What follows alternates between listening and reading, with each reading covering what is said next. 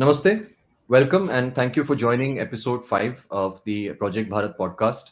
And today I have a very special guest. Namaste, Shiva Sir. Namaste, Uh, Amrit. thank you so much for coming. I've been wanting to interact with you for a long time. And for the audience, Shiva Sir is an IT professional, but I better know him as someone with a very genuine, with a very rooted voice. His interest in Bharatiya Parampara, his work in the Mahabharata, on the Rig Veda, on the Purusharth system, something I completely look up to. And what I love the most is that you are creating, you are using the roots that we have, the core that we have to ask afresh for modern problems and the modern situation. It's something that I'm in awe of, and so many of your tweet threads, though I follow live. That okay, sit down now. Shiva Sir's class is in session. Thank you. Okay, so great, sir. There's so much that I wish to talk to you about. So, but one thing that I like to start with is to get a sense of our definitions, because when we talk of words like dharma, of itihāsa, of bhārat, there's actually these do mean different things to different people. So, could you share your sense of these three terms, itihāsa, dharma, bhārat? How do you look at them, and what is your view of them? Yeah. Thanks, Amrit. First of all, thank you very much for inviting me here. And like you said, you rightly identified some of the areas of interest of mine, and it's a pleasure for me to have young people like you around. There is some sense of transferring something to the younger generation. Ji. There is a beautiful story in Mahabharata called the story of Jaratkaru, where Mhm. Jaratkaru does not have an offspring, and his ancestors are hanging upside down on a tree Yeah, because the whole parampara is going to end with Jaratkaru. yeah. So that is a pain that every Bharatiya goes through, Mhm. uh, not being able to transfer the parampara to the next generation. But I think now we have people like you, and we are in a position to talk, if not transfer. Ji, ji. No, Thank you so transference is much. definitely, yeah. Please. Uh, yeah, much of this, of course, is happening because of the platforms such as Indic Today and Indica Academy, where I'm closely associated with and I'm part of it. So coming to your the three terms, I think at least the term dharma would have really uh, uh, made a lot of us dwell deep into it, engage with it, and struggle to understand what actually it means. Mhm. Interestingly, you know, just recently there was an article by Kirtik Shashidharan, and I was responding to that. So interesting that you have to ask this question just in time. Uh, in our times, the problem is we have a very textual approach to everything, in the Mhm, sense mhm. that we read the meaning of a word in one place, then we read the meaning of the word in another space, and so on and so forth. That way, if you look at it, the word dharma will get very complicated, because Yeah. in Mahabharata, how many times it will occur, you will not even be able to count it actually. And in of course in the Vedas you can have a much better count for this. It's a philosophical system, so due to which it's a first principles expression, due to which you will be able to count it, but you will not Mhm. be able to count it in other texts. So a text, and if you take a very historical approach to things and say that, oh, Ji. its meaning in Rig Veda seems to be like this, but in Yajurveda it Mm. seems to be like this.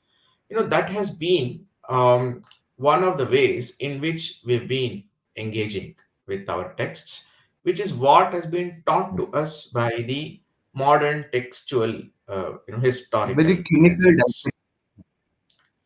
dimension. There is nothing wrong with it, but just that it doesn't apply to our texts. Simply because our texts ji, are having two critical dimensions. One is they they articulate the principle and the abstract. On the other hand, they are also performative texts. So at which point ji. in Could you a elaborate, text sir? is What do you mean by performative? performative? Well, Yeah. performative in the sense that you do something, you know. This Okay, okay. explanation is there to help you do something. And the do something, that Kriya, some, karma, yeah. that Right, karma, right, sometimes the explanations are limited to that. right. Sometimes the explanations are abstract and are referring to the universal. Ji. So, due to which all references of dharma cannot be viewed at the same level. Mhm.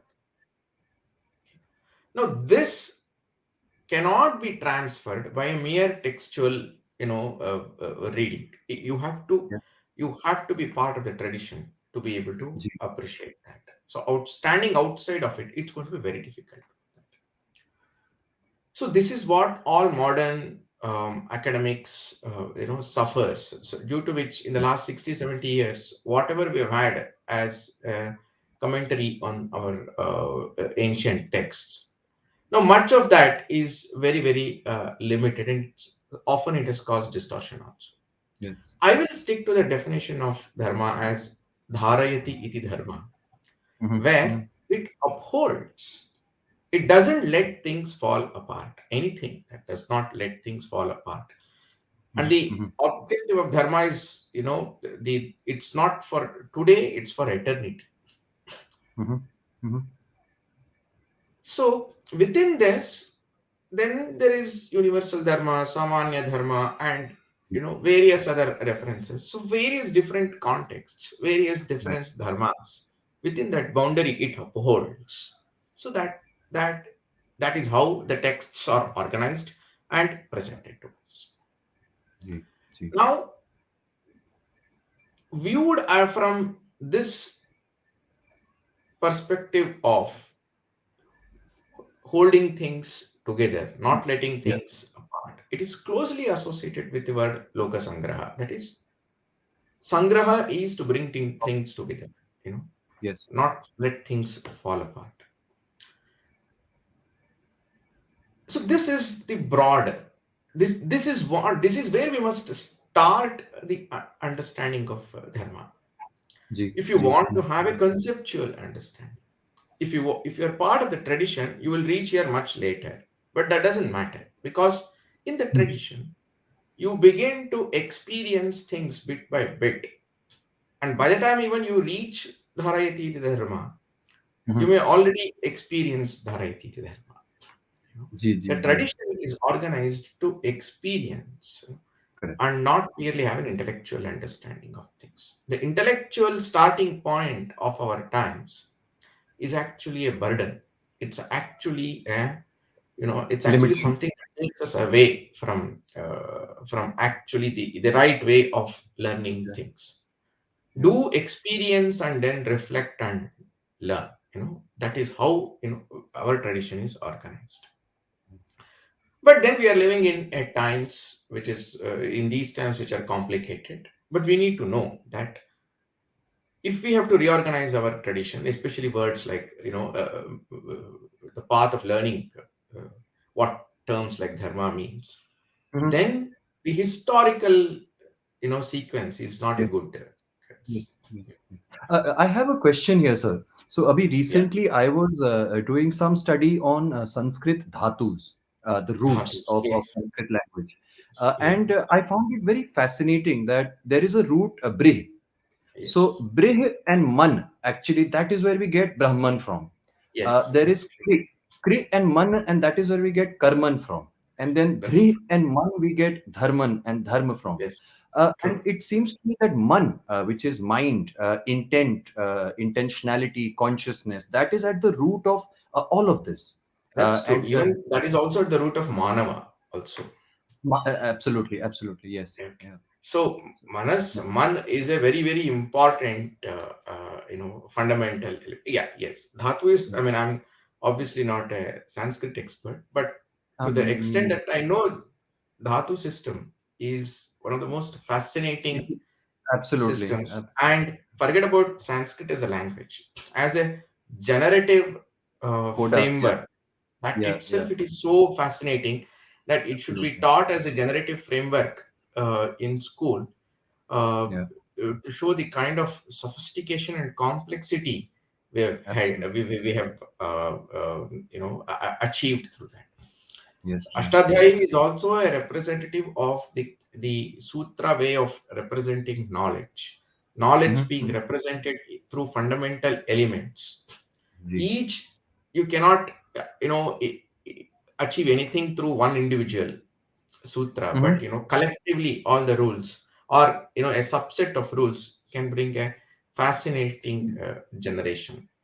Yes, yes. So that is also the way everything else was organized Yeah, in Bharatavarsha. That is, you take out one, it should not bring that system down. correct. Yeah. So collective of, so even a village is organized as a set of loose sutras. You can look Mm. at it that way. But modern cities are not organized like that. Yeah, yeah, yeah. Something breaks down, everything, there are critical points of failure Yes. in modern cities. Anyway, system design itself can be significantly influenced by that sutra system, Ji, and ji, ji. dhatu plus sutra is a fascinating combination for Sanskrit. Yeah, yeah.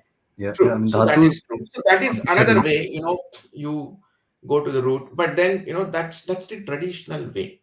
You know, Mm-hmm. in the tradition, the padavyutpatti is something that they learn so well. Yeah. So distortion is impossible in that system. But Mm-hmm. here, in the way we read Sanskrit texts and just make some meaning out of a few things, a lot of distortion occurs because of that. But And coming people back like to, me. let's come back to the dharma conversation. So that is what it is. But second point that I would like to make is, apart from the pada meaning, meaning of a etymological stuff, its relationship with other concepts is what Mm-hmm. makes the overall ontology. Ji, ji. So finally, you will know the meaning of the word, Mm-hmm. dharayati iti dharma, and the one that holds everything together, that does not let things fall apart. Fine, but what does that mean? But Yeah. for you to understand that, it's necessary. That is why the epics and other things are required, and Ji. you need scholars. Its Mm-hmm. relationship with sthiti, rita, all those things actually add to the final meaning of the final civilizational meaning or implication of Framework. the word. Absolutely. So it is necessary. That is why it is necessary for us to not start with, you know, uh, academic intellectual approach to, these concepts. It's impossible to reach where we must reach through that. It's better. Unfortunately, that's how we get trained, right? I mean, we're getting more and more separate from the tradition and approach. We learn to Yeah. approach it as an academic exercise, actually. So how do we bring our traditional approach to academics? That Hmm. is what we should be, thinking about. That is where we are failing, and that is why we are letting pure modernists take over everything. We are not Uh, able to say, how do we bring, how do we organize Mahabharata learning, uh, in hmm. for our times. Uh, we don't know. Yeah. We have not researched into, what should we teach a 3-year-old, what should we teach a 10-year-old, and so on. And especially the years between 13 to 18 are absolutely void. We have absolutely no way how to engage with teenagers with the tradition. Mhm. And after that, the only way they have is modern academics. So we lose it actually. So this is something that we all have to,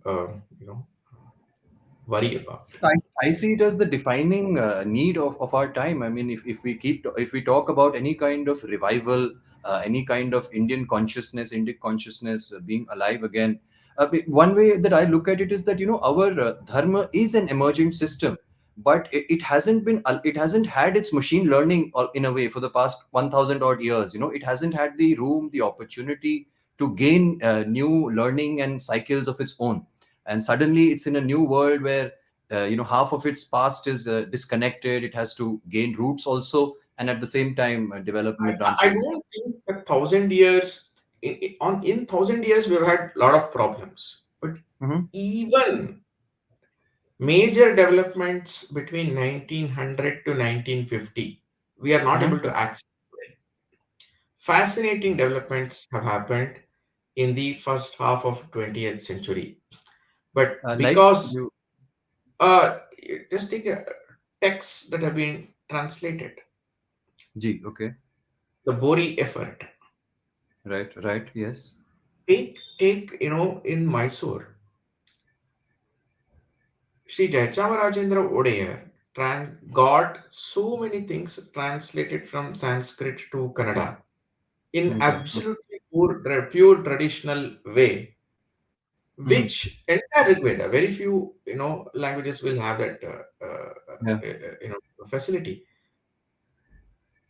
And today, because English has become most prominent, the younger generation is not able to access that. Similarly, the younger generation is not able to access the brilliance between 1900 to 1915 Hindi, for instance. G.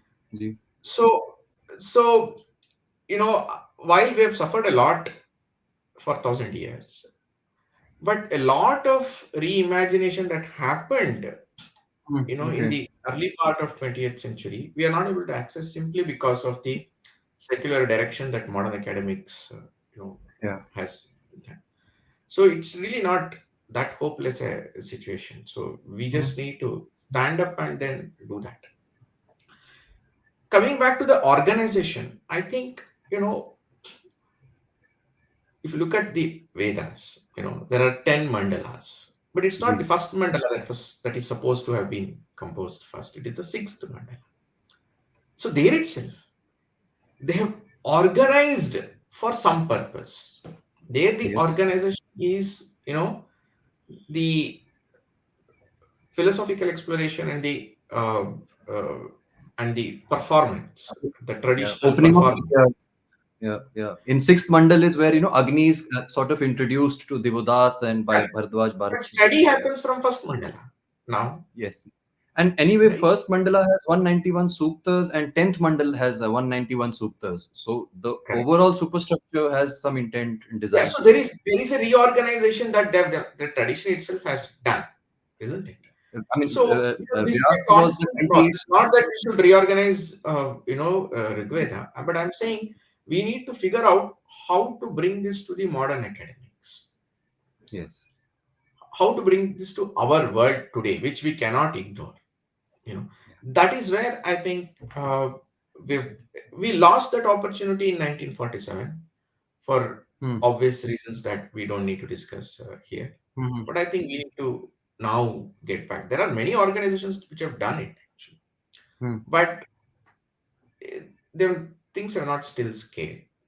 In any case, we have not completed our first question itself. Already, we are 30 minutes into the whole thing. So I'll come back to so so so my point is this: hold on to dharayati iti dharma, but understand its connection. It's the way it is. It appears in text with other important principles such as lokasangraha, srishti, sthiti, laya, rita, and karma. Then Yes. only you will get a complete picture of Yes. what is the civilizational meaning of dharma. The textual pada meaning is not going to help us beyond a certain point. You understand. Yeah. Yeah. Similarly, for the word itihāsa, pada says, thus it happened, but thus it happened means everything, every single line that is said in Mahabharata, is it how it happened like that exactly? We do not know, and I'm not even interested in that. Hmm. Hmm. Hmm. But if you look at all the references to itihāsa, there is a very beautiful book in Kannada written by a great scholar called Professor G.N. Chakravarti. Its name of Okay. the book is Itihāsa Pradipa. You know, that those kind of books should be available, should be translated to all languages. It provides a sense of what is the perspective of Itihāsa Okay. in Mahabharata.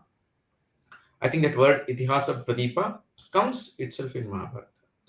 Okay. So it creates a past that is accessible to us Hmm. for our performance today and passing it on for the future. That is our sense of itihasa. In Our sense of conversation with him all the time. it's an access to the thought system. Yeah. Yeah. Yeah. It is not an access to the historical events Ji. primarily. Ji. It doesn't mean that historical events are not there in that. But that Correct. is not its primary focus, that of the tradition. But now do we need, the material history Hmm. the West has already created? We have to deal with it. So we better create our own material history. Ji. Otherwise, that material history will override us. We cannot do much about it. But we should know this distinction between the two. Our Yeah. itihasa is to access a thought system. The thought system is everything. It also contains historical events, Correct. Yeah. Yeah. right? But it is not primarily historical event. So for us, it is important for us that this is how the dharmic conversation happened in the past. This is how Hmm. they dissolved conflicts, Hmm. you know. And this is how the society was organized in order to achieve something. But it is not Ji. necessary for us to, stick to every line. And it is not even necessary for us to take and recreate everything at this point in time. So itihasa is not the history of our times. If Hmm. as long as we know the distinction between these two, even if we operate in both the worlds, it doesn't harm us. Correct. Right now, the problem is we are reducing itihasa to history, and that will always Yeah. have complications. Anyway, we'll come to the history question subsequently. The third is bhārata. The traditional meaning of the word bhārata is towards light. Hmm. And there are references to the word from the most ancient texts. So, and we must, you know, uh, keep it that way. The word Bharatavarsha is extremely important because Varsha is both a cycle Okay. as Yeah. well as Yeah. as well as you know uh, Right. rain. Yes. Yeah. So there is something that is showering over here. So we Okay. have to probably the monsoon also is an important contributor to this word. I do not know. Hmm. Hmm. But to me, it's fascinating that there is a sense of cycle which is extremely important. That means we keep coming back to the same point, we keep rediscovering the same point, and that there is a sense of rain also to it. Yes. And a flow, right? Of continuity, Right. flow, the So, stream. yeah, Saraswati keeps it flowing, is kind of. flowing. Yeah, rain has a sense of the flow. What is what is the rain that is happening? That is where, but we'll get into too much of that detail. Some other time we'll do, exclusively on Bharata and Bharatavarsha. Okay. Okay. So, but summary is that we should not look at terms too textually, too much. It is important etymologically. That's what gives the tightness to the meaning.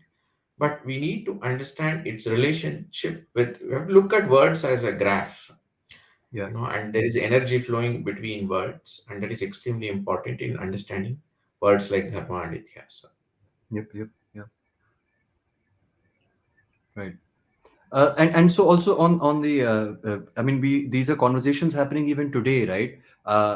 It's a binary I'm drawing, but what how would we differentiate between dharma and bharat, or which is more important? And are we bharatiya more, are we sanatani more, or should this even be a question? How to unravel this mesh, not mess but mesh. See, these are all traps of our times. We cannot Hmm. escape from these traps. We have to resolve it. But it's unfortunate that that this binary is being or this category mismatches happening. Hmm. Hmm. Hmm. See, fundamentally, dharma is important. Okay. There is no doubt about that. Because what holds together is that which makes everything hold together is dharma. Period. Right? Hmm. Hmm. So if geography ensures that it holds us together, then that is dharma. Period. So this conflict between desha and dharma should not have been there at all. Hmm. It is impossible for us to create dharma anywhere without having the desha, you know, in the purushartha. Hmm. Hmm. The desha must have its purushartha. Hmm. Only then the universal dharma can be protected. Hmm. Hmm. Hmm. So it's a necessity. So this conflict itself is coming from you know a kind of religious thought where there Hmm. can be a conflict between them. Hmm. Hmm. Because I'll give another example. In Mahabharata, at one place, Bhishma says, Yudhishthira asks, what is more important, Bala or Dharma? So Okay. Bhishma says, Bala is important. Hmm. Uh, Dharmaraj is stunned. All the Hmm. while I've learned that, Dharma is more important. So Bhishma says, for a Kshatriya, Bala is more important. Because without Okay. Bala, you will not be able to protect Dharma. Okay. Okay. So without the Desha being Desha, Hmm. look, where will you protect Dharma? Hmm. Yes. Yeah. Okay. The only question if Desha is not aligned with Dharma, Yeah. then you can have a conflict. Yes. You know? So I think when sometimes when we have to pose a question, it creates conflict. Hmm. So that is my view on this. Desha Right. is required for Dharma. Hence, Desha is Dharma. So in Bhishma's Yes. parlance, Desha is more important Dharma. Why? Because Desha will help you protect Dharma. Yeah. Yeah. Yeah. And I wanted to check Word my. play. Frankly, that is word play. End of the day. End of the day, Dharma is more important. But Dharma at an abstract level, the Dharma, if you want to achieve Dharma, you need instruments. Yes. You need a secure nation today. So it's also important for us to know why there was such less opposition in 1947 for us to become one India. Hmm. Yeah. Although we all know that Sardar Patel had to strive a lot, Yeah. Yeah. most kingdoms, princes, gave it up very quickly because Hmm. everybody very clearly saw that they could not protect what they cherished to protect without us being one.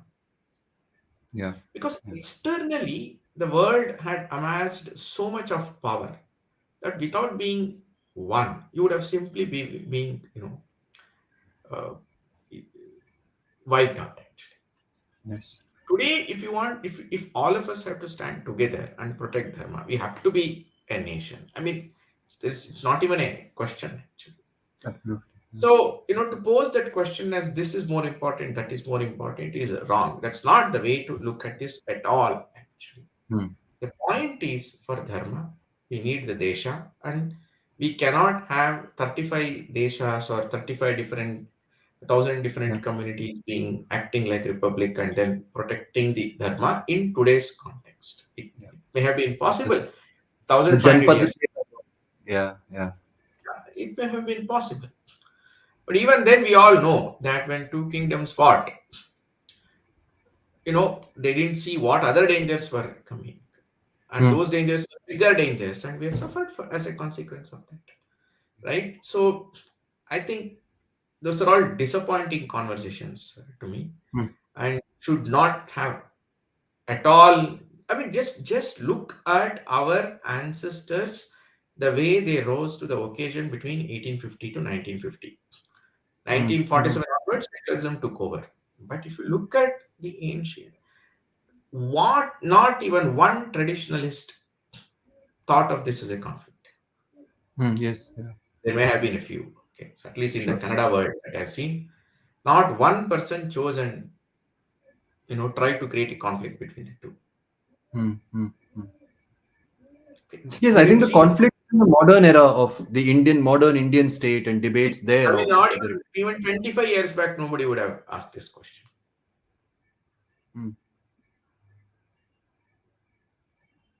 In my Right. childhood, I didn't see a traditionalist ask this question. Dr. K.S. Naranacharya, who wrote significantly on philosophy and history and society, will never raise this question. Hmm. Hmm. Hmm. So, Yeah. some of these things are unnecessary conflicts. Yes, as you said, you mentioned wordplay, and for me also, in my mind, what I experience when I do try to penetrate this matter, I get a sense of tautology that I'm getting wrapped around, because actually it is the same thing that I'm calling Bharat at one instance, and then drawing that category, and then Dharma at another instance. Whereas, yeah, it's And the why has always Bharatavarsha been uh, placed much more higher than Jambudvipa? hmm, I mean, why in the traditional world? I mean, in Mahabharata, in the Jambu Dweep hmm, Parva, well, the Varsha explanation is so beautiful, actually. can you elaborate on it? So, which are the regions that belong to Bharatavarsha? Which are the regions that belong to Jambukhanda? All Hmm, that is very detailedly presented. yes, yes. Kalidasa explains what is Bharatavarsha. Why Hmm, text after text has to deal with it? Why does text after text have to deal with geography with so much hmm, intensity? yeah, yeah. Because for Dharma All to the major hold, Purans have. for Dharma to hold, you need to bring it down to the material world finally. Hmm, And yeah. this is where that has been organized the best. Hmm, hmm, So, you know, Bharatavarsha is as important as Dharma. Let there be no doubt about that. That does not mean that Dharma is Dharma. It's a category mismatch to say that to hmm, compare geography and Dharma. Geography is a hmm, means of achieving Dharma. hmm, hmm, So hmm. it can be anywhere else on this earth. That much, you know, that much to that extent we are less attached to geography. But that doesn't mean we are not attached to geography, or we don't understand the importance of geography being, in a certain way for us to be able to protect her. Hmm, hmm. Indonesia cannot protect her, right? Right, right, yeah. Hmm. And one could argue that Indonesia wouldn't care to protect Dharma actually. I Yeah, mean, even if it cared, it could not. It cannot. hmm, hmm. It But when you does. say this, there are two questions that do come to my mind. So, in fact, the first was this: when you said, so let us imagine hypothetically that Dharma, for some reason, gets wiped out from Bharat. But do we foresee then that it could somehow still exist and survive outside or elsewhere? That's part one. And part two, we tend to look at a lot of the pre-Abrahamic traditions of the rest of the world also as dharma. We draw umbrellas like paganism, that we were all pagan religions. To what extent would you say or agree that they are also dharma? Or should we? I would rather that that was whatever, that was their system, but I don't feel the need to call that also Sanatan Dharma or Dharma. How do you They feel? may not be Sanatana Dharma, definitely. The notion of Dharma certainly was not that evolved in other places. Yeah. Although, when our ancestors traveled or influenced them, Hmm. some of the societies, definitely in Southeast Asia, have been dharmic for a very long time Yes. until the Yes. proselytization with the sword happened the way it happened. The thing is that the engagement with nature Hmm. and wanting to be within the nature, within the boundaries of the nature, has made a lot of ancient societies naturally dharmic The without elements. the sophistication of philosophy and organization and so on. That's Yeah. possible, although I do not know it. I really do not know those societies so much. But I see that a close engagement with the nature Yes. and honor and respect for nature and wanting to be within this nature, not wanting to step out of the nature to conquer nature. That makes a society close to dharma, naturally dharmic and close to dharma. Just that if they do not have next layers of philosophy and organization and so on and so forth, they're vulnerable and can easily be transformed. And that is what probably happened in the rest of the world. Whereas there was a far greater sophistication around dharma that was there in India, due to Hmm. which we've not been wiped out. But the perspective of dharma is that the natural balance of the universe is dharma. So, Hmm. so whatever you do, finally it will spring back, maybe with a lot of violence and closure, and it will come back. But it Hmm. will not be the satatya way of being in dharma. Not Hmm. continuous. There is destruction, and finally after destruction, it will still come back. See, nature is very pro-life. One thought Hmm. that after the Hiroshima bombing, nothing will grow in Japan for a long time. But there is a Hmm. movie by Alain René, you should all watch, where he says that some kind of plants still grew actually. So What's that the is the name extent. I don't of the recollect. movie? I think Hiroshima Mon Amour. I think Okay. it's a beautiful movie. He's made some outstanding movies. So that is the extent to which nature is pro-life, and dharma is the essence of that. So life will spring back, but in Hmm. a violent way, maybe. And is that what we want? We don't want that. We want a continuous flow of life and civilization. Hmm. That is what Bharatavarsha achieved A through question. philosophy, education, organization, and so on and so forth. And a lot of rustic communities may have achieved it even without that sophistication Hmm. of organization, but they cannot sustain. They're prone to Yeah. attacks and they'll get wiped out. In any That case, is what. not many scale to civilization level, right? I mean, in India, you had the entire from Ganga to the Indus River, that vast stretch also. Well, So it you reached know, a civilizational order of. at one point in time, we've been all over, including Xinjiang and Yeah. Southeast Asia and so on and so forth. Like we've had students coming from all parts of Asia, what Hmm. is today's Asia, to India for studying Yes. in the first millennium.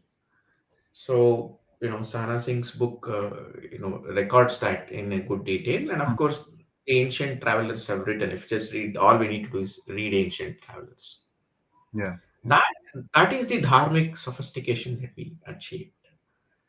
So right now we are struggling, of course. Hmm. Yeah. Yeah. Yeah. Uh, uh, uh, uh, I remember that you do you still write on the blog? You I don't think you write new No, pieces on the after I blog. began to write in on Indica Today, I stopped writing my own blog, Mm. and you know, I've really not written in the last 3 4 years over there because my whole focus has been writing for Indica Today and, Yeah. research work for Indica.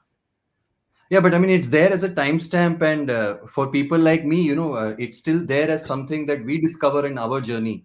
And incidentally, just for people who might be listening, I got in touch with you through the conference that happened, right? The Puran conference, Yeah, and yeah, true, after true. that, I got to Indica know you. conferences are one great confluence spaces, where Yeah, all the like-minded rivers yeah, meet yeah. and make a prayag. Yeah, I mean, it made a big this thing for me because I met Abhishek Panda actually, and through him I got to know you, and then through him I got to know Raghav sir, and through Raghav sir I'm meeting yet more people. So it is one is getting pulled well within. But what I wanted to do, get at was that for me it was fascinating because that was a time when I was just coming to discover or think deeper about Rit and Dharma and understand how they interrelate. And then lo and behold, there's a blog called Ruta and Dharma. And I approached from, of course, history of the kind we have agreed is not necessarily the right approach, chronology, dating. So I was working on the dating of Pṛthu Venya, the first Chakravartin, and then you have this entire piece over there on Pṛthu. So can you share a bit of that Pṛthu Yeah. story? How you, yeah, and See, for me, I, even though I love history, ji, I've kept our traditional texts. Not kept, I should say. I view our traditional texts as fundamentally repositories of perspective and metaphor. hmm, hmm, So it is philosophy and literature. That is how hmm, I read. So that journey actually started with Mahabharata, I would say, because it was quite fascinating to me.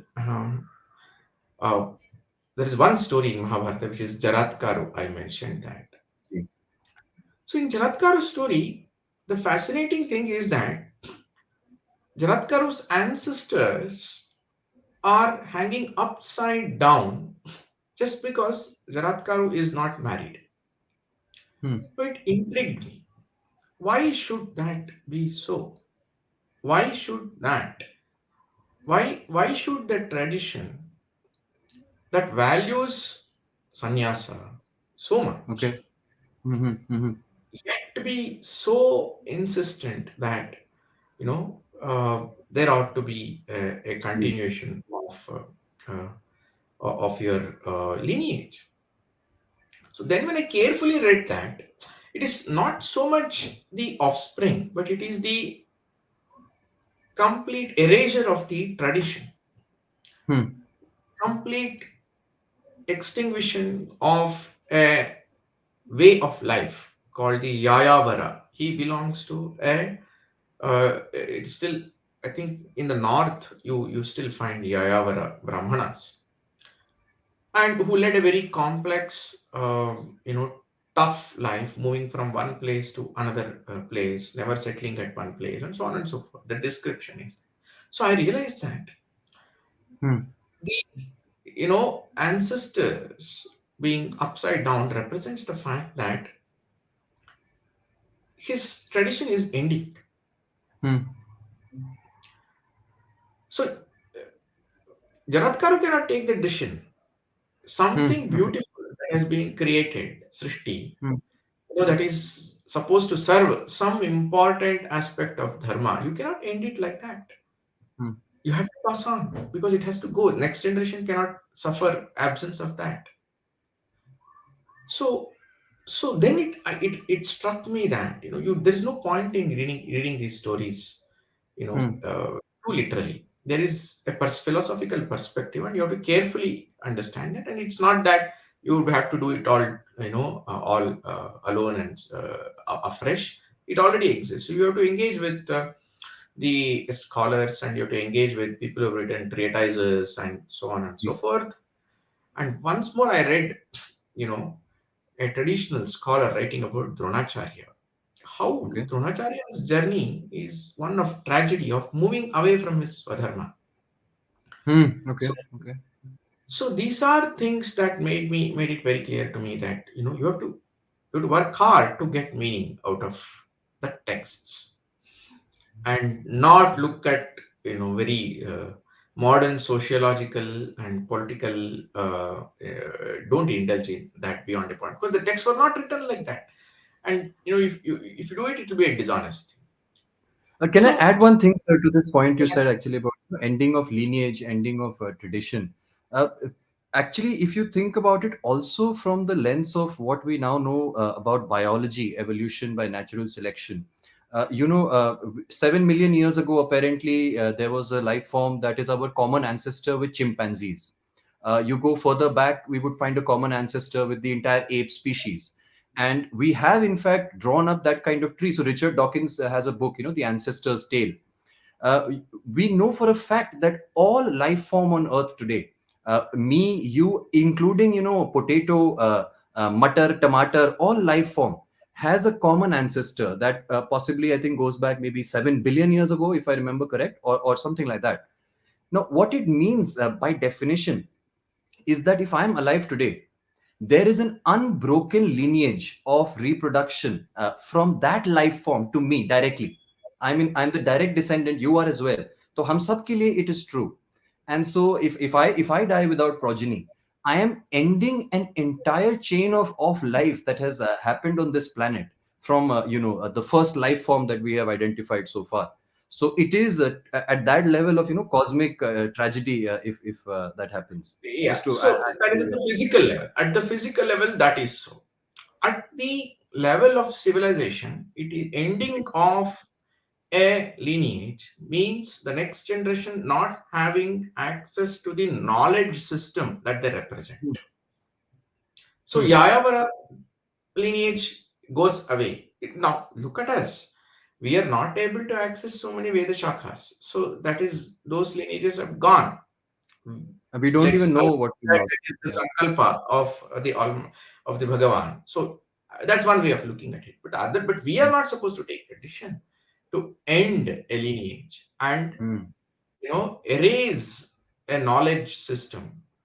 Every mm, tradition is a knowledge system that is required for us to protect dharma. That is the tradition.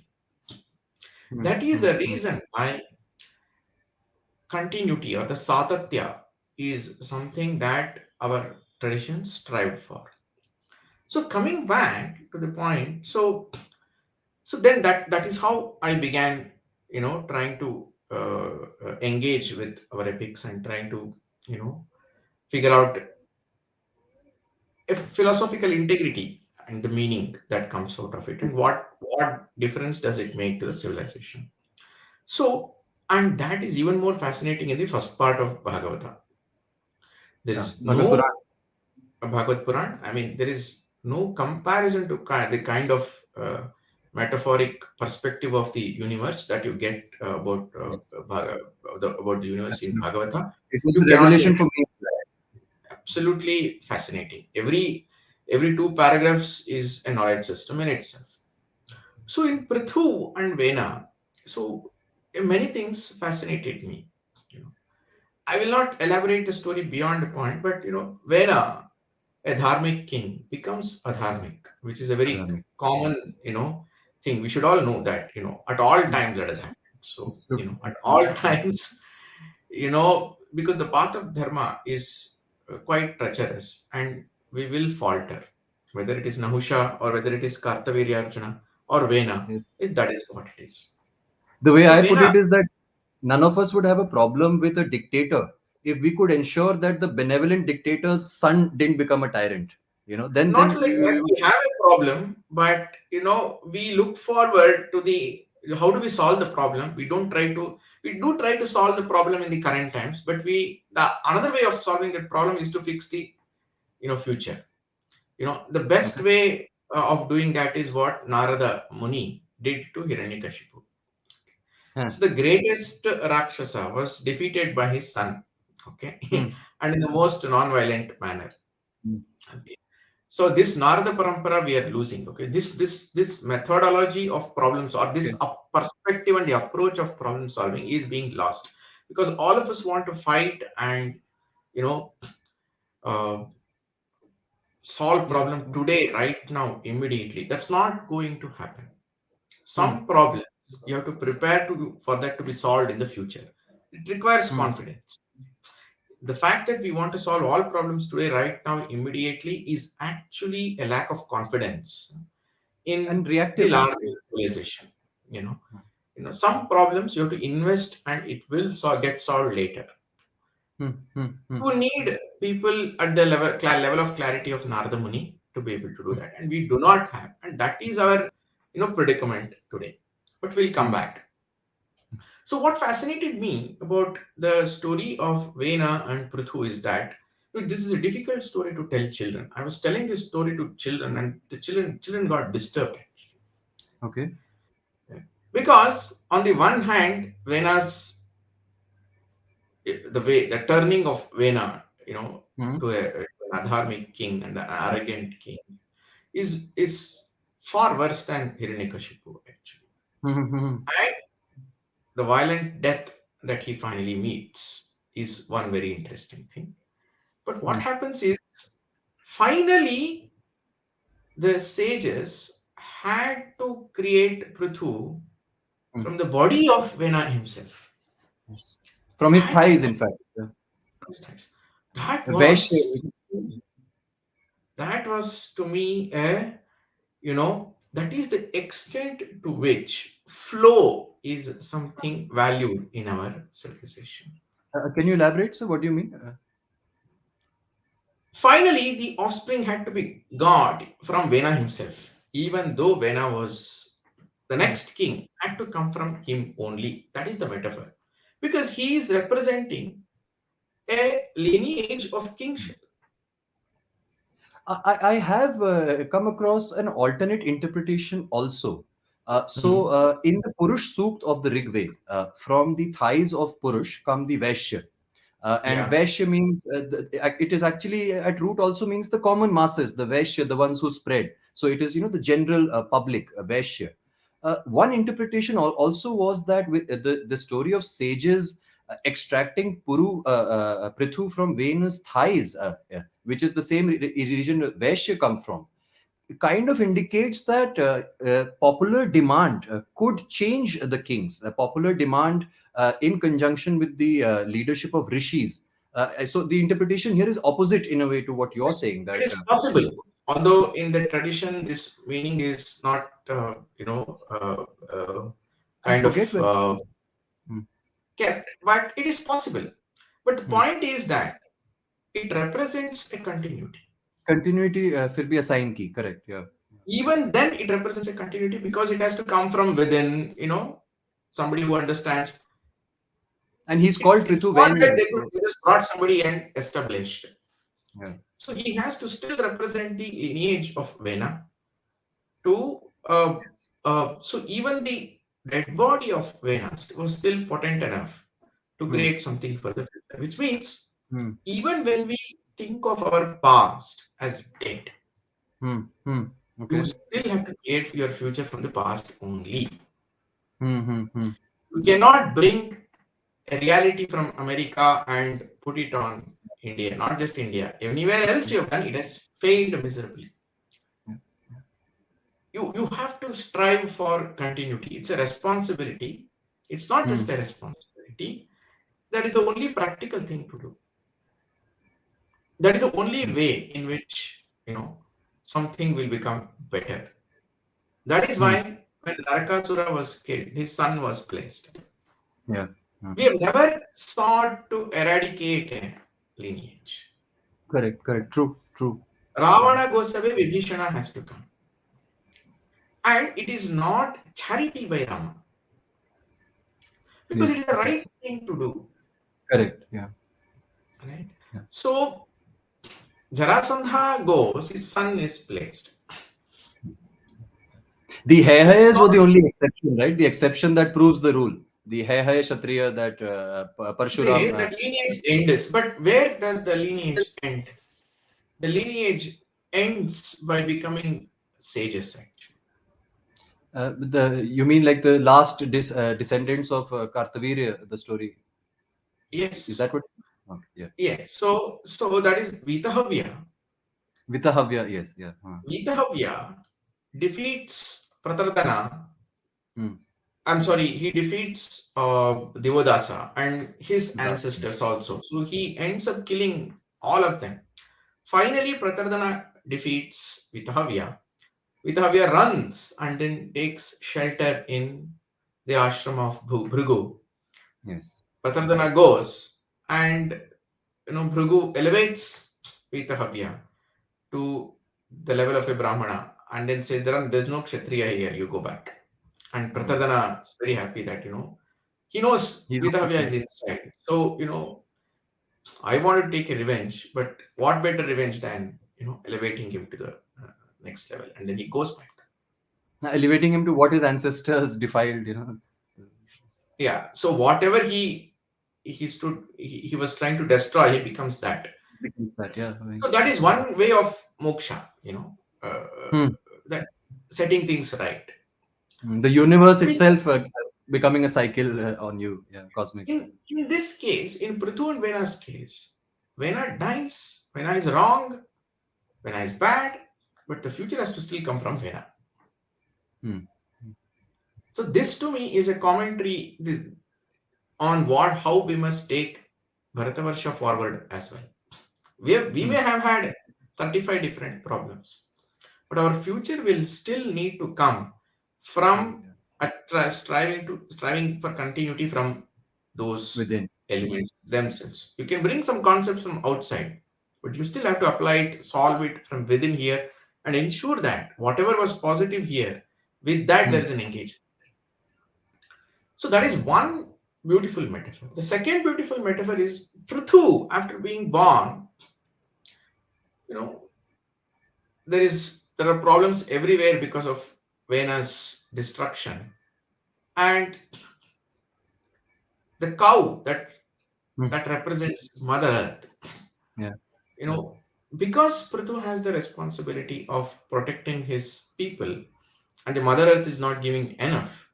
Hmm. Pṛthu goes in attack of Mother Cow, which in fact when I was telling this story to children, they were very very disturbed actually. Right, but yeah, they wouldn't, This story sure. can't easily be told to children. I had to do work very hard to explain what it is, Hmm. what it is not. But it's a beautiful metaphor.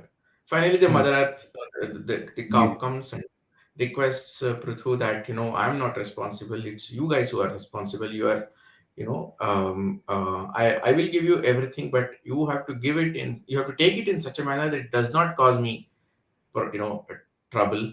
So the entire sustainability, srishti sthiti is there in that story. Hmm.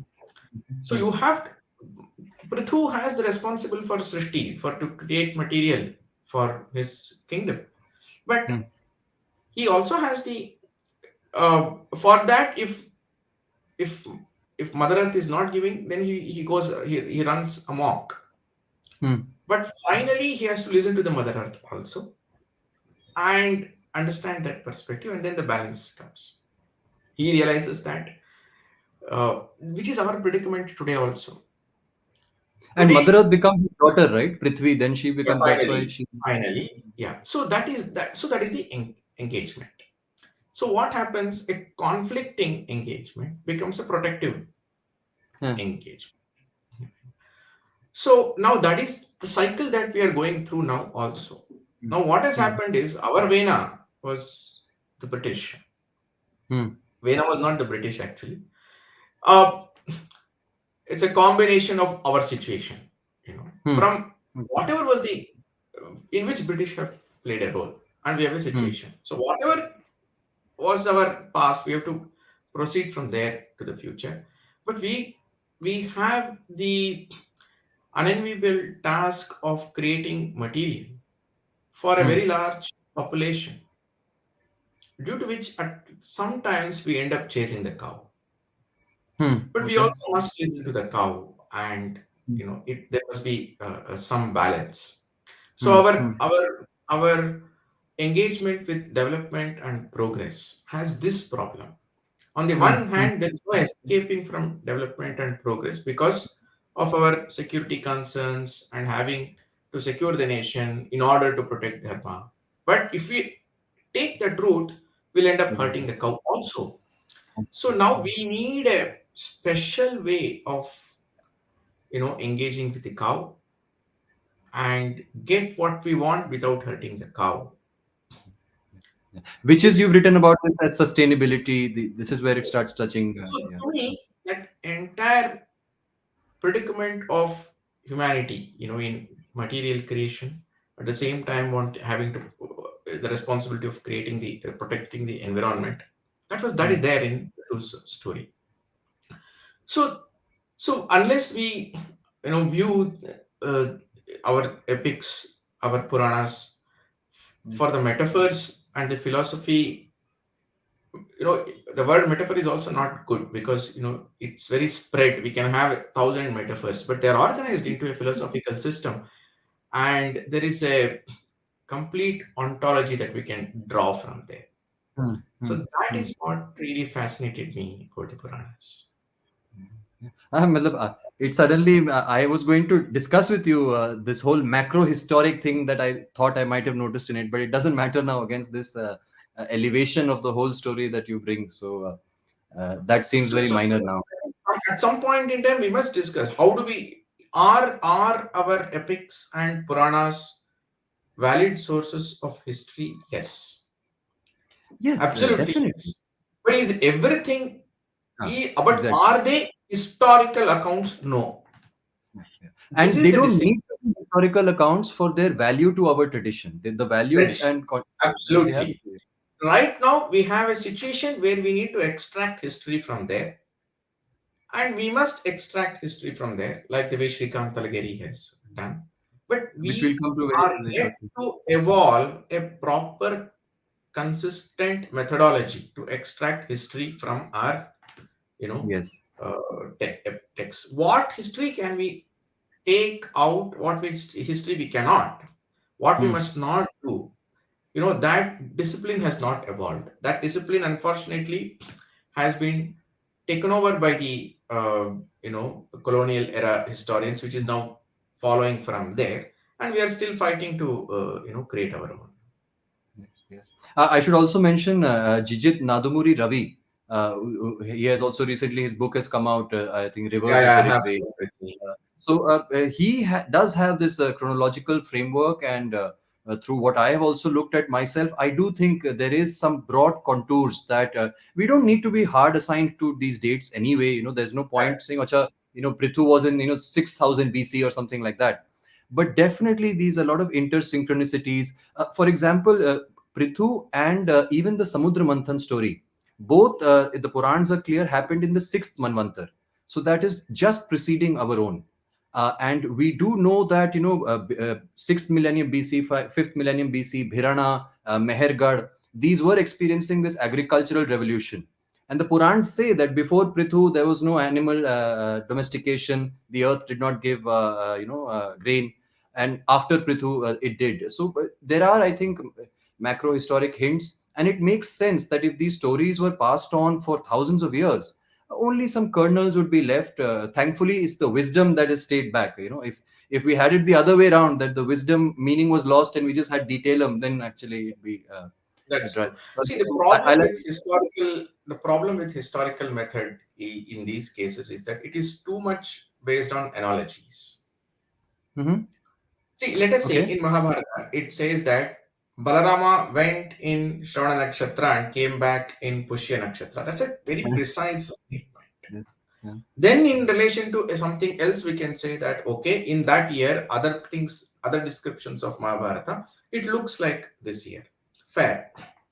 But if we say that, you know, before Pṛthu, animals were not used for this purpose, and so on and so Mm, forth, mm, those can be purely metaphoric mm, words.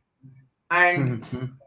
it to pin them down to a historical, you know, specific Yeah. aspect, Fixation. Yeah.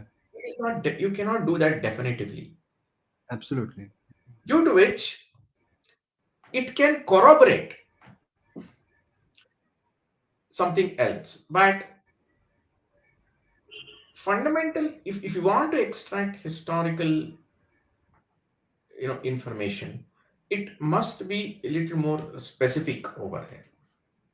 Only then you can do. For instance, let's say, Yeah, I mean, but you know, beyond the point we can't get. For instance, yeah. for instance, Yeah, please, please. in Kalidasa's epics, plays, the women come across fascinating move. They move from one region of the country to another region of the country, freely, and so on. They do 100 things, and they have you can see women troops of natya and musical instruments performing independently, so on and so forth. So what can you say historically, even if that was not historically true at that point in time? Hmm. Maybe society was like that or was not like that. You minimally can say that there was an imagination of that sort, Yes. which could not have happened without society also being that to some extent. So it is Right. possible that women enjoyed a great deal of freedom at that point in time. Hmm. Why would why would an epic describe? Why would a play describe like that? In Mritchakatika, if you go to the commoners, okay, there is a Vasantotsava description. There are different people moving around. So you get a sense of the society. That is there. You can do it. Take a historical stand and say that society might have been like this. Hmm. That's a valid historical deduction that you can do, Hmm. because you're not drawing anything from a metaphor. You're drawing from something from a social description, even though Hmm. it is a classic play. It's a fiction. You can say that. But if you say that in Pṛthu's times Hmm. something was not there, if you can prove that this Pṛthu was a historical man, then you Right. can Right. draw everything as also a reality of his times. Sure. In the Yeah, but we absence can of, never do that. so we can associate but you can also say that if you can draw a consistent history through Framework. Yeah. analogies Yeah. across so many texts, then there is a Yes. possibility of that being something of that being true. And But I it do think must we can. act on something solidly real. Only Hmm. then it will truly move into the domain of history. For instance, in Rigveda there is a glowing Saraswati, glowing, fully flowing Saraswati. In Ramayana, Yeah. there is diminished Saraswati. In And Mahabharata, it Mahabharata. is furthermore diminished Saraswati. And then in the other texts, it is even more diminished, and finally it is absent. Then you can fairly say that these texts probably paralleled the We can uh, find the, Saraswati and River then you text. find the supplementary data, right? So you know that Parashar, Parashar Shaktya, who was the son of Shakti Vasisht, he's one of the later composers in the Rig Veda. He happens to be the father of Ved Vyas. So you see that sequence in the Yeah, flow. so then that is a reasonable history that you can extract and say that yes, our civilization, and also because constantly, Brahmavarta is the region between Dashadvati and Saraswati. So clearly, the Saraswati River drying out has been portrayed physically and metaphorically in our text is something that you can that you can also say that our texts, our civilization definitely you know uh, is is older than 1500 BC, Oh, for sure, for sure. Yeah. The Saraswati bit, Saraswati River yeah. was it dried by the year 2000 BC. So it gives a very strong hold, especially because now we have the Paleo Channel evidence. So Always, you yeah. need so much of information to be able Yeah. to draw a historical account. So through Mm. pure analogies, we should not draw historical. We can draw, but we'll have to give it a probability of less than 1%. Yes. Yeah. Then we can't hold hard stands if we do it that way. Cannot put cards. It's Absolutely. interesting. That's all. Yeah. Huh. I It's a agree. I agree. good imagination, but let's see in future types. Yeah. Yes. Yes. And so great. So we've reached that point, right? And you did mention Talageri sir, who I would like to talk about that. But let us approach that Ved question first, right? So we've talked about Saraswati in the Rig Ved, etc. How does this place against the notion of the Veds being Anadi, a Parushaya? I don't see any fundamental conflict, but I would love to I don't see understand any. how. Yeah, I and do not see any conflict. you asking me? I do not, yeah, Okay. I do not see any conflict. There is historical information in the Vedas. There is no doubt about that. Yeah, yeah, But Vedas are not history, and we should not, torture it beyond a point to get yes, history. And yeah. it's a first principles of the universe Hmm, text, and that is where it must be placed. It hmm, is hmm, Anadi and Ananta for the simple reason that the principles espoused and the engagement that is possible through this the mantra. I think we should know hmm, what mantra is. Then only we'll yeah, be able to hmm, understand this better. I think the best person to explain this is our own Angirasa Shrestha hmm. on Twitter. Nobody Twitter, better yeah. than him. I will not be able to do it, able to explain it as well as Hmm, Angirasa Shrestha.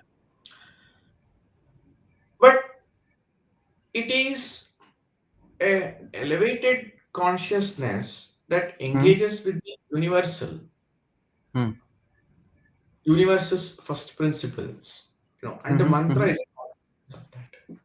I mean, does it not help to see that we have mantra, tantra, yantra, and each of them correspond actually to one plane in a way, a plane of existence. The mantra is the adhyatmic conscious body, and then material.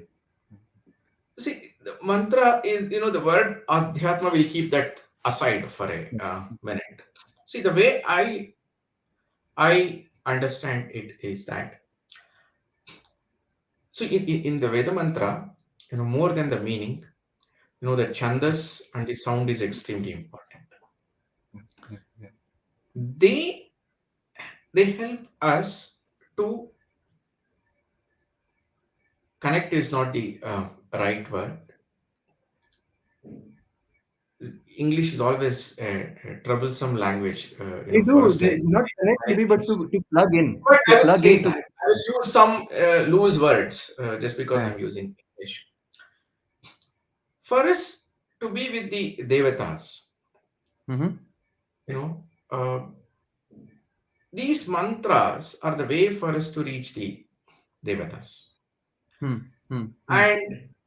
and the mantras have been organized with the letter, with the sound and the chandas, which is more Chandas. important than the meaning. The meaning is important, of course. It Hmm. is Hmm. Hmm. consistent. All of them are consistent. But Yes. meaning is not everything. The textual meaning is not everything.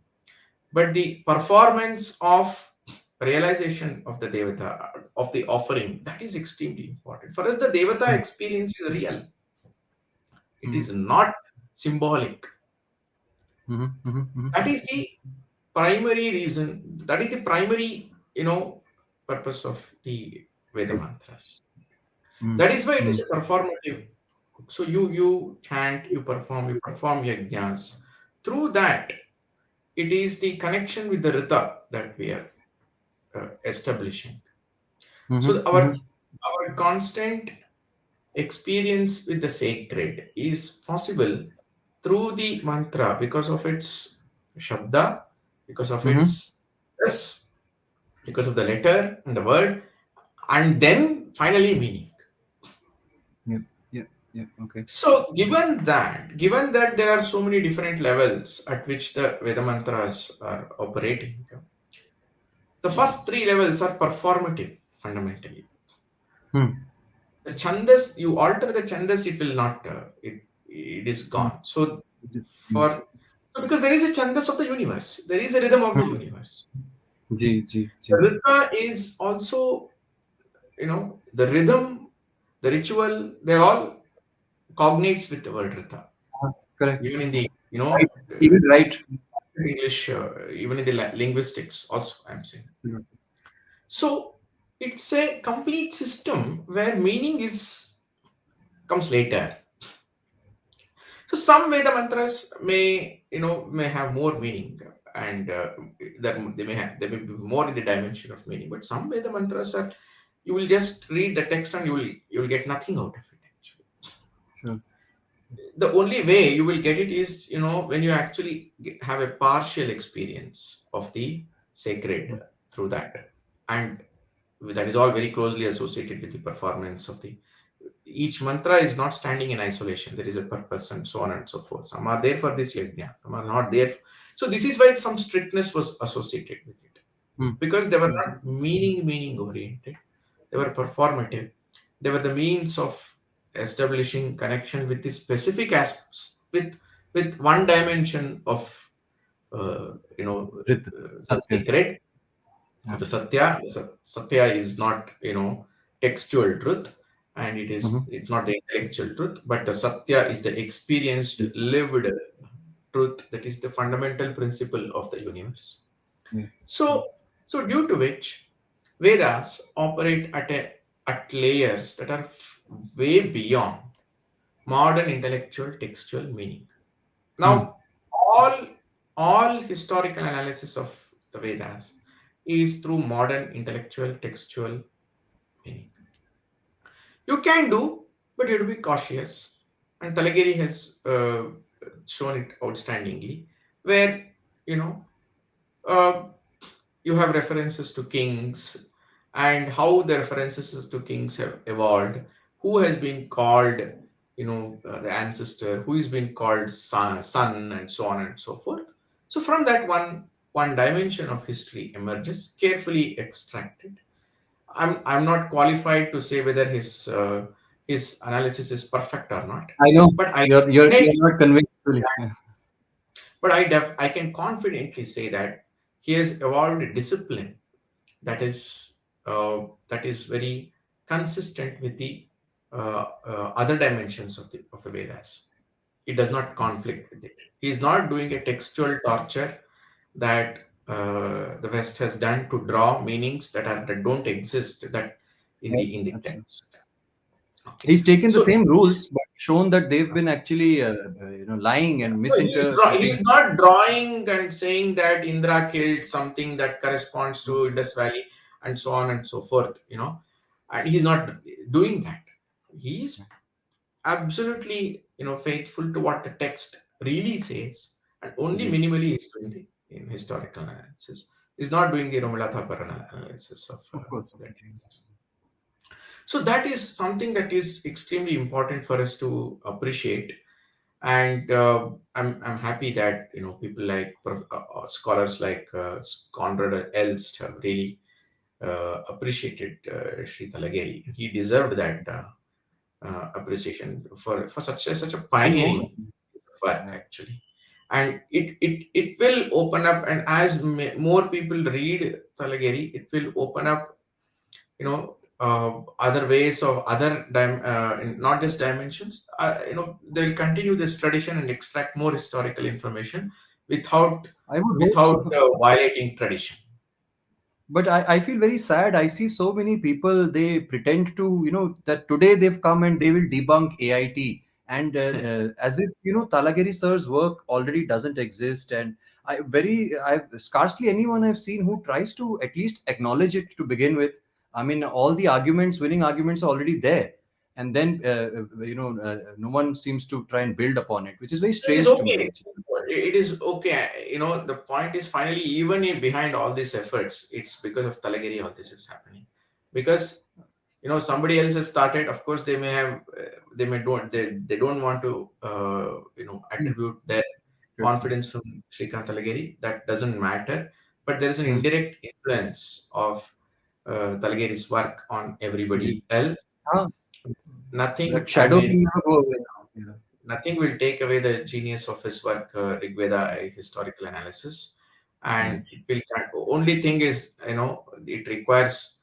some kind of a university recognition. I hope it comes Mm. one day, and then Yes. it will open up. So I'm extremely happy that on Twitter and on social media there are so many people independently studying Ah, these things now. yeah. I mean, 90s was a desert. Actually, I've seen the Mm. desert of 90s. Mm. I'm very, very happy to see some ponds emerging, 30 or 20 years later. We need Mm. not Mm. worry about that. I mean, all the great scholars know what is the importance of Srikant Talageri. Ji, You can ji, ji. disagree with him, but nobody can disagree with, nobody can, uh, Disregard, uh, discredit. Yeah. kind of denounce the importance of the methodology that he has created. Ji, ji. And Mm. those methods themselves will sustain forever. Mm. Yeah, yeah. So you mentioned, right, that you've seen the desert also, and so I remember when the Kashi Vishwanath corridor inauguration was happening. That's when you and I were in conversation, and so you mentioned that you see this as maybe a once in a thousand years kind of Yeah. civilizational opportunity that we are currently in. So can you elaborate what you mean by that, and what are the positive, optimistic things we should take from here? A civilizational moment is one when all elements of the civilization are looking at some one thing Hmm? together, Okay. you know, at a particular point in time. Hmm. Okay. There are many civilizational elements in the past. I think Bhishma's death would have been a civilizational moment for India. Okay. Uh, If that's the assuming moment you said you want to that go back to, right? I'd asked you if you could go back in time. I think you said that yeah, you would like to go to that time period. Yeah. Bhishma's death, yeah. So somebody like that falling, Hmm. Hmm. everybody could, even Kauravas didn't want that to happen in the depth of their hearts. Hmm. Hmm. Hmm. Hmm. Bhishma. So that is something that's everybody. It would have touched everybody's heart, and everybody would have made some Some. reconnections within their minds. So I think Varanasi was one such moment because one never thought this will happen. Hmm. 250 years, Alyapai Holkar tried. We became independent, but still it didn't happen. Now it looked like everything was going away. And and if you went to Kashi, a few decades back or even a few years back, even the previous decade, nobody thought कुछ होगा, ऐसे Hmm. ही Hmm. रहेगा, Say कुछ that. बदल Yeah. नहीं सकता. That was the mindset actually. कुछ नहीं हो सकता. So that sense of it was beyond despair. At least in despair, Hmm. there is some hope. It had gone to absolute resignation and acceptance of Yeah. Of the. complete destruction. That was the level at which it was there actually. And from there, not only achieving it, but also entire it would have everybody would have will think at least will consider thinking that okay, what is it that is possible Hmm. in and around me, which I thought was not possible in the Hmm. past. Hmm. Hmm. Hmm. Hmm. Hmm. It was one such moment, and that is why I call it a civilizational moment. Hmm. Hmm. Hmm. So when that happens, a new kind of confidence comes, and I Hmm. can see that. I can see that Hmm. there Hmm. are many situations to which our responses are significantly different Right. today than three, Yeah. 4 years back. Yeah. We're able to confidently talk and speak about some things that we would hesitate Hmm. Hmm. to Hmm. in the past. If Kashi Vishwanath, the energy of Kashi Vishwanath will spread and ensure that so many things that are lying dormant, we are Hmm. able to, Hmm. we will be able to bring it back to life. Hmm. And I Hmm. can see that happening. Right, right, yeah, yeah. I mean, of course, I was speaking to you at that time at a specific within a specific political context, so which I don't need to get here, but I then understood it from your this thing. and of It's suddenly now. multidimensional in politics, in society, in the organization. Today, if we are talking about freeing temples, it's not Hmm, a small thing actually. It's hmm, hmm, entire nation. So that is different. I mean, you can, in pockets, we can all be, fighting for various things. hmm. Suddenly, when you feel that it is possible, the word possible, suddenly you really begin to experience, feel, Right, right, and right. Keep. believe. Then it is different. It is the Yeah. killing of that hope The. and uh, confidence that it will happen in the minds. That is the worst thing to happen to hmm. any society. And that happened to us. We did not believe it will happen. It can happen. Now we Yeah, now I mean, we think it is possible. poetically, we could say that the Agni had sort of died, and we didn't think that Agni would be, Yeah, yeah, yeah. on the Bhumi again. Absolutely, absolutely, absolutely. Uh, Great. So, sir, then, and let us come now. I mean, we've already been, it's 1 hour. And at so many points in our discussion, I felt that on this issue itself, Abhi, I can talk so much more, but maybe we should move to the next one. But each of these, especially with you, I feel I could keep chatting. But let us come to, and I know that broadly, maybe what you are working, because you've released so many articles time to time.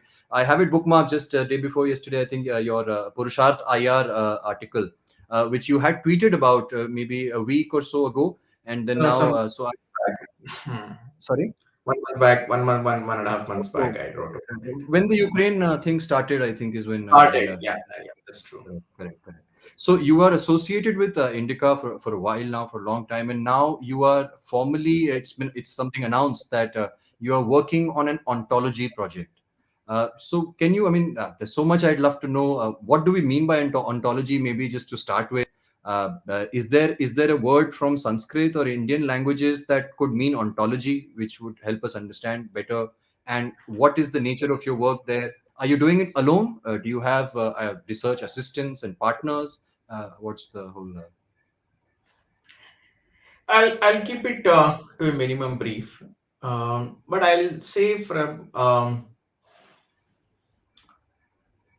where I started. So 15 years back, I read one essay by A.K. Ramanujan. So incidentally, somebody referred to it in one of the conversations yesterday.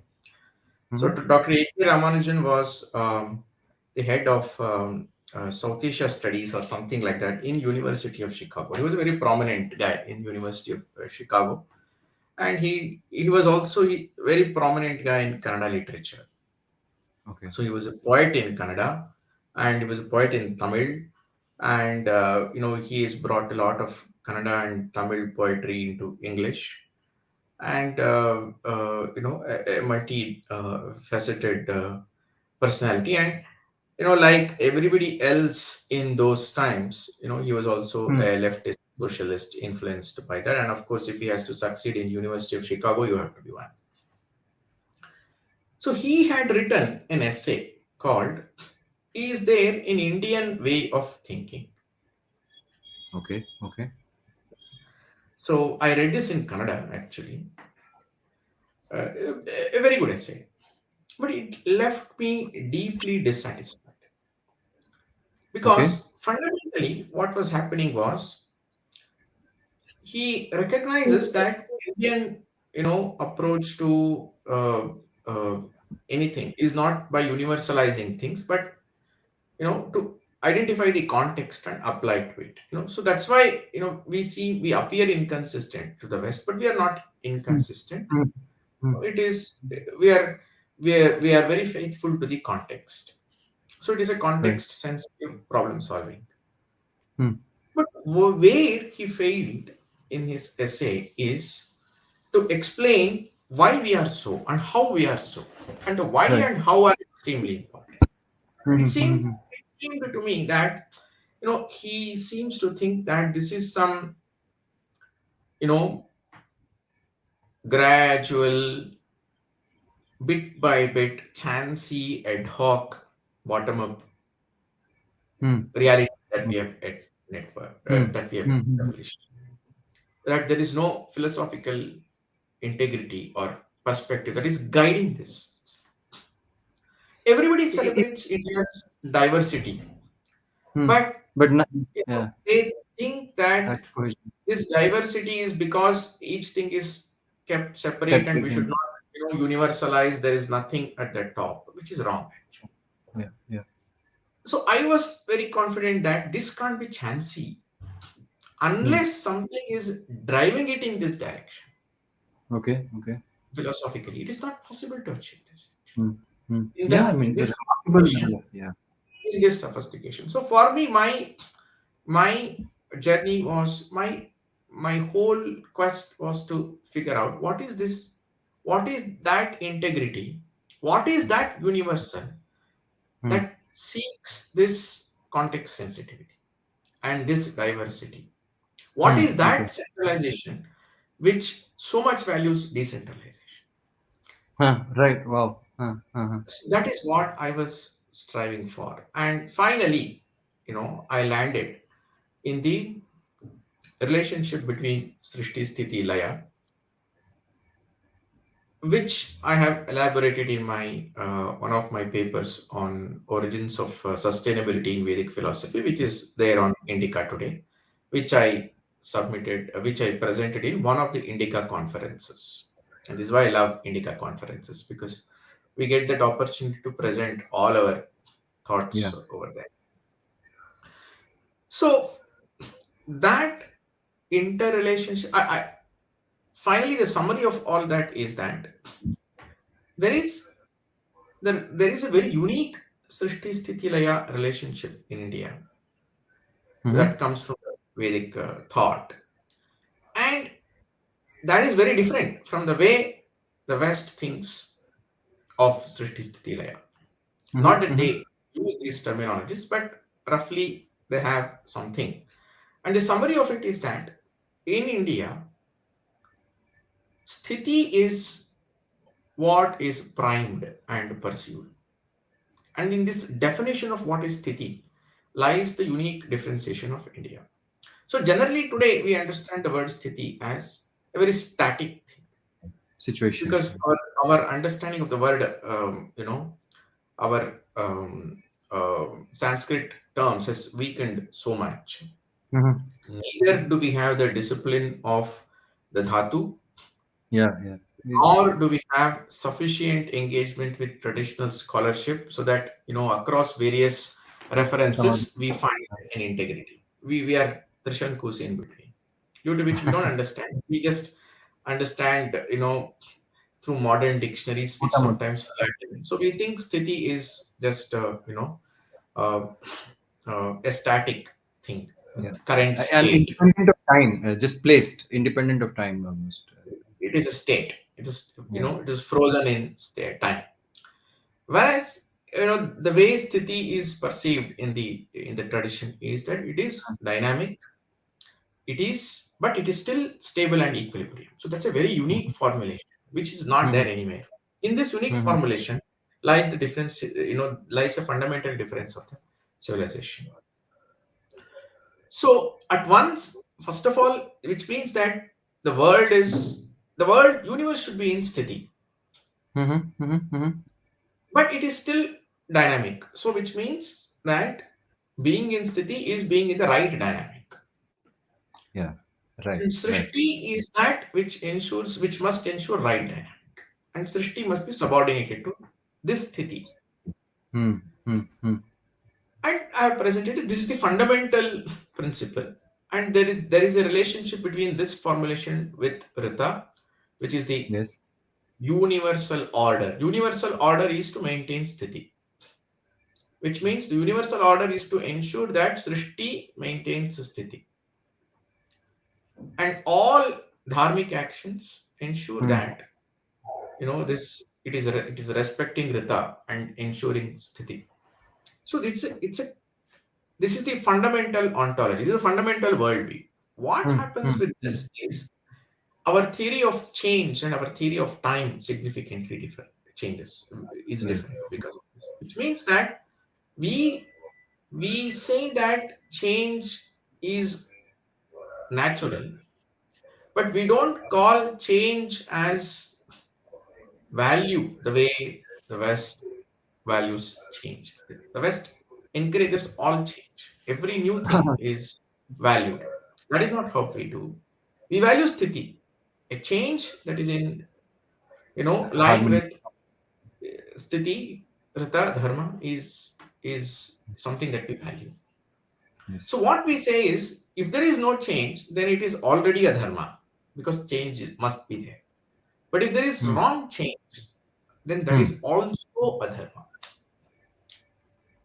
So change must Yes. happen, change will happen, and if change is not, you know, shaped, it will become a dharma. Hmm. So Hmm. Hmm. constantly we have to strive for change. That is dharma. Hmm. This Hmm. Hmm. formulation is very different. Now, this formulation is so powerful that it leads to e- everything that we value today, diversity, Hmm. decentralization, all of that comes from this. Yeah. So it is my endeavor to build an ontological complex. An ontology is nothing but the world view, Ji. which is a complex collection of fundamental concepts and their Yes. interrelationships. Yes. So that So is what are I'm. you building also a Shabd Kosh kind of thing, like the Amar Kosh is It is also more than a ontology? Shabdakosh. It is somewhat a kind of a graph, Okay. Okay. a collection of nodes which represents Hmm. concepts and the Concepts. Yeah. relationships which represents edges. You can roughly think of it like that. Hmm. Hmm. Hmm. So, what is that basic minimum that explains our perspective Hmm. is something that I'm working on. That is Okay. one.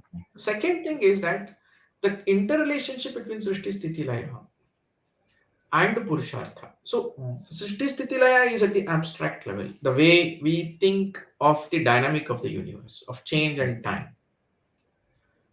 We believe that Srishti will always be imperfect, and there is continuous striving of that to be aligned to Sthiti. But at some point in time, it will not happen. Laya will step in. Laya constantly will be, managing Sthiti, but at some stage, it will end everything. The cycle will end.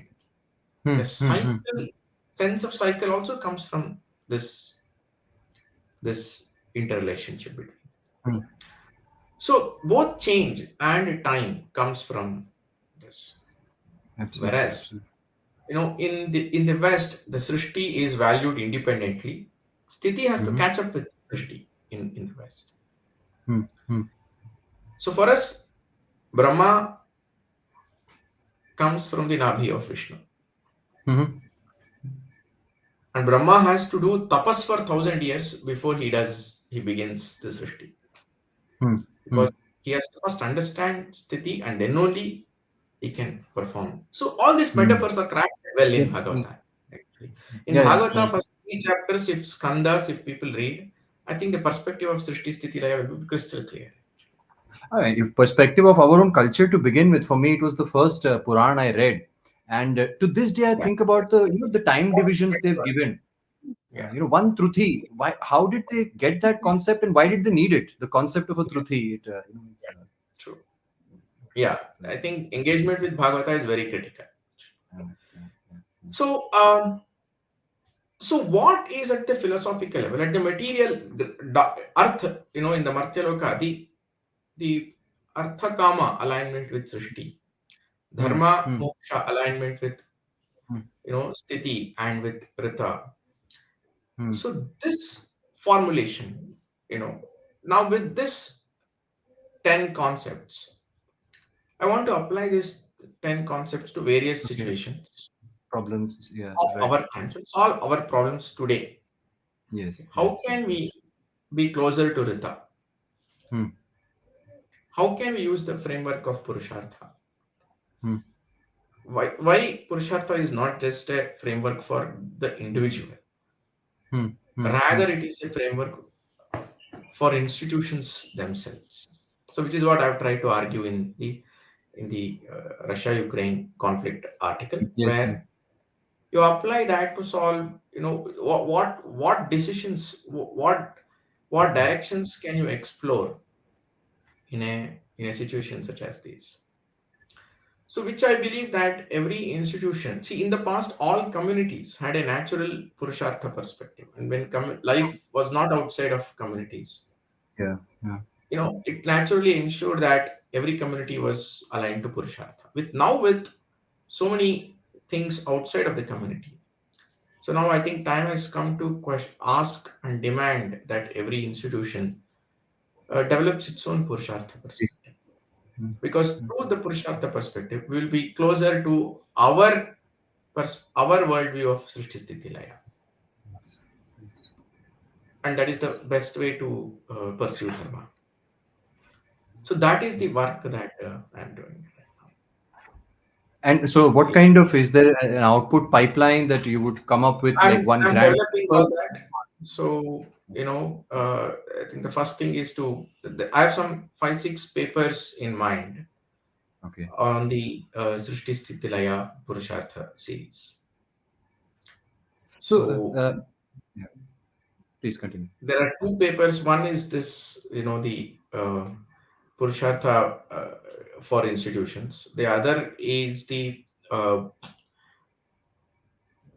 have, there is one paper on the experiences that I've written, the position of Saundarya, how Purushartha Hmm.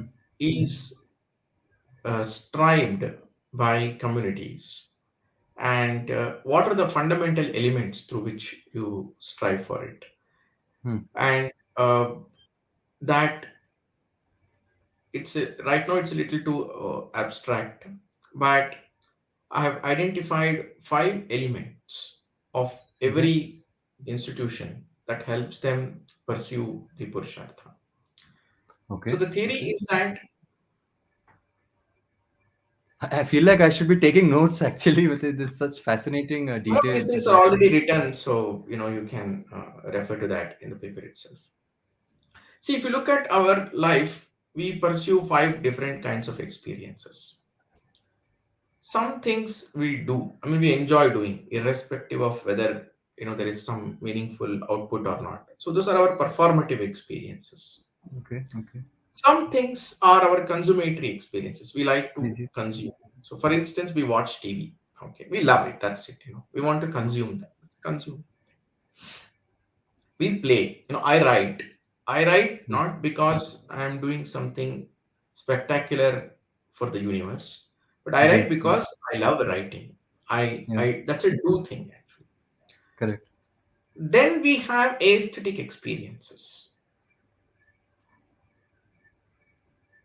Then India specialized in ritualistic experiences, which are Hmm. not where the performative, consummatory angles were less, maybe to some extent aesthetic, but there was a dimension of the ritual which is very very unique. We have a science of the ritual. We have achieved something special from the ritual, which The yajna. rest of the Yeah. civilizations have not achieved. Yes. And then we have sacred experiences, the yogic experiences. Now, we have a unique composition in the extent of each of these in order to Hmm. ensure dharmartha kama moksha. Now that has gone, there is an imbalance today. So the performative experiences, that is extremely important. See, today modern science and technology and intellectuality has created millions of performative experiences which didn't exist in the past. Hmm.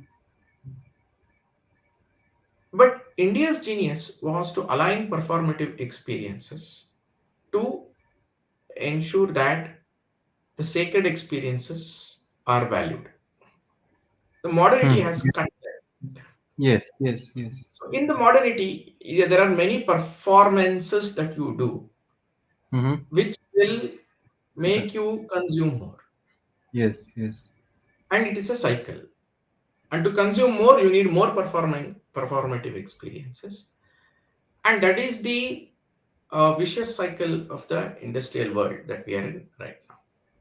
But India created performative experiences that did not As a, require too much material, but that yeah. valued more aesthetic and ritualistic and, you know, sacred experiences. And that is how the Purushartha was balanced on the ground.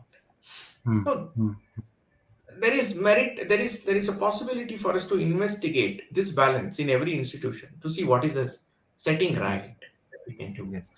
These are things that I'm, working on the one hand, to develop a complex graph of concepts that are fundamental to our civilization. On the Mhm, other mhm. hand, how Purushartha can be, uh, to understand to where the Purushartha lens and see, how and what is happening everywhere. And then the fivefold dimension experiences that I spoke about, which are our instruments of achieving Purushartha. It's a way of measuring whether the Purushartha balance is good or Hmm, not. hmm, hmm, How to hmm. use that to, bring back balance. So associated with these things, I'm working on a variety of things. No, I mean, sir, such is your influence. Because of my own journey, I also was starting to approach things like the all Trinity, actually, ontology, epistemology, teleology, and you have been working on this. So your influence is such that, I consciously try make the effort that I will not think Purusharth, because wait, I want to try and give myself the opportunity to, give a new grounding. But the angles I seem to approach from, it's the same thing, because what I do not have this leadership expertise. I do not have performative experience. But when you said, I have one thing that I know from experience as well. The statement yatha pinde tatha brahmande, and yatha brahmande tatha pinde. So whether you talk of this idea of balance, whether you talk of dharma being an endeavor to be in consonance with rita. So I think yatha pinde yatha brahmande, it's a design principle of our Yes, civilization. In true. many That's ways, maybe that's an academic exercise. Where was it a deliberate design principle, and where was it emergent? But it was nonetheless. And when you talk of purusharth, there also everything you're saying kind of, I associate it that way. That yes, there is that striving to just be in consonance with the motions of the universe, with the flow of the universe. And recently, actually, I read about Bhartrhari, who was a Bhattacharya. linguist, uh, Yeah, and his Vakya, and the Occupy. notion of Shabd Brahman. And Yes, it was, mind blowing for me, and there's a lot of this that I understand from a whole different angle, actually. But here, seeing it in this context, and so Bhartrhari, and then that's how I realized that there is this the difference between Sat and Bhav, Bhavat, and in the at Dhatu level itself, where Sat is, it's paracausal and it's beyond time. It just is, whereas Bhav is being across the arrow of time. And the Indian endeavor is to make sure that the dissonance between these two is yeah, minimum, and the of course moksha ideally would be then congruence itself. So absolutely. maybe it's not coherent yet, but I feel that, yeah, I'm getting to somewhere like that as well myself through my own. Yeah, that's true. So there are few things must happen. One is, the classical Sanskrit. I mean, not having Sanskrit as one of the languages easily accessible at school has been one of the biggest disasters of India, Yes, because eh, one, so much knowledge, fundamental civilizational knowledge, not so much knowledge, fundamental civilizational knowledge. Two, Sanskrit has always helped various Indian languages to evolve. yes, Sanskrit has ensured that the universal is constantly available, whereas the yes. the Prakrits have Hmm, ensured that the sense of time, hmm, hmm, hmm. time and the timeless, Really? are together. So they were Yes, yes, never in conflict.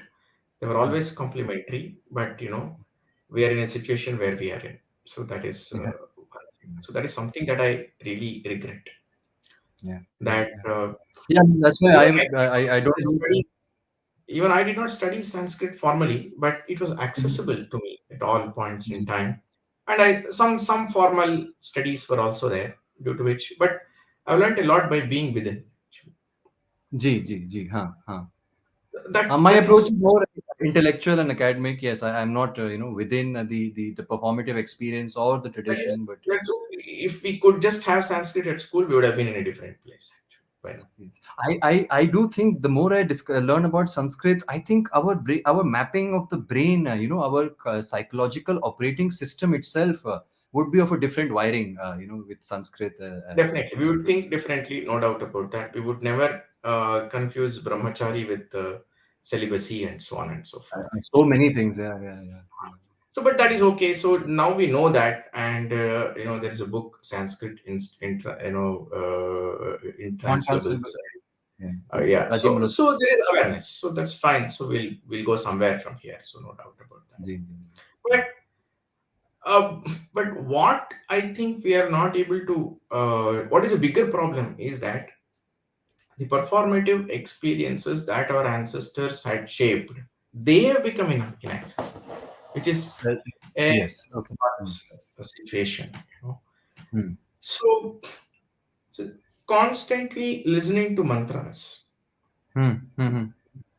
that brings a totally different dimension. So chanting Sanskrit shlokas, that brings a Mm. different dimensions. Like that, there are any number of, every community has created its own uh, valued performative experiences, Mm. so that we are losing it, and that there is a great danger. Worse, for all the new modern situations which are Mm. outside of the community, they, we are not even recognizing how performances change our perspective. Mm. Mm. The more performances we have that are dealing from the sacred, the Okay. more Okay. we'll Mm. be going far away from the sacred. True. True. So, Yes. arguably, Army is the only institution that has created a set of performative experiences that are in line with, the objectives of the institution, and also in alignment with the sacred. Other institutions have not been able to evolve. Yeah. Yeah. I mean, we don't have that consciousness even to this whole framework. I don't think So, institutions think in that. exactly. So we don't understand that every act that we do, Mm-hmm. moves us in a certain different direction. Yeah. So we Yeah. will have to. Those are the corrections that we also need to begin while we correct history and so on and so forth. Mm. Mm. Otherwise, we can intellectually change many things, but if we don't change performances, then we'll still Yeah. go very far. Yeah. Yeah. Yeah. I mean, then the intellectual battles will never end. Every generation will have to keep fighting them anew. Yeah. Yeah, that's true. Right. I think Right. we are already 2 hours Yeah. into the To us. discussion. Yeah. Yeah. No, but there's so much. I mean, in offline and when we meet, it tab aaram se kabhi next time when we meet and we then it'll be Yes. even more. And I've also been working on this very long paper. I kind of wrap my own head into it. I get twisted up, and then I have to distance myself from it. This whole Bhartrahari, Shabd Brahman, Yeah, it's yeah, been that's very important. The classical literature on the word and yeah, the language, there is so much investment in India sound, that there is no comparison, yeah, to that yeah, achievement. absolutely. Well, great, sir. Thank you so much. This was, I mean, my long-standing aspiration to have this Sorry, discussion I with have you. No, no, kind of dodged it for months together. not an issue. Long before this podcast, actually, in general, also when I started to get to know you, if you remember, we discussed once maybe of that trying out Clubhouse when it had started. Yeah, You yeah, that's remember? true. Yeah. So तब से चल ही रहा था. So you and Kiran had come on one previous episode. So Yeah, this true, true, was true, my true. set of people I needed to interact with. Yeah. Great, thank you so much, sir. And maybe we can do this again in maybe a few months. Definitely, once I'm clear with my own ideas that I'm currently trying to be clear with, I will reach out to you with them to have you thrash them. कि इसमें से what is what and what needs to be junked and what can be taken forward. Yeah. So, Great, awesome talking to you, Amritanshu. So Yourself continue same, yeah. your research. Yeah, Let us yeah. not suffer the not, I would say not suffer, but let none of us go through the pain of Jaratkaru, I would say. Yeah, that's true. Right. Okay, thank you, sir, and namaste. Thank you for everyone who's watched.